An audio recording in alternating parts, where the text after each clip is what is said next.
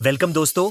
आज हमारे पास मोटो का एज 50 मॉडल आया हुआ है जिसका डिस्प्ले ग्लास कॉर्नर की तरफ से टूटा हुआ है।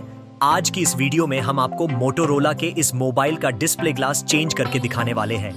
कृपया वीडियो के अंत तक बने रहे और अगर आपको भी अपने मोबाइल का डिस्प्ले ग्लास चेंज कराना हो तो स्क्रीन पर दिए गए नंबर पर अपने मोबाइल की डिटेल्स के साथ मैसेज कर सकते हैं। तो चलिए दोस्तों, इस मोबाइल का ग्लास चेंज करते हैं।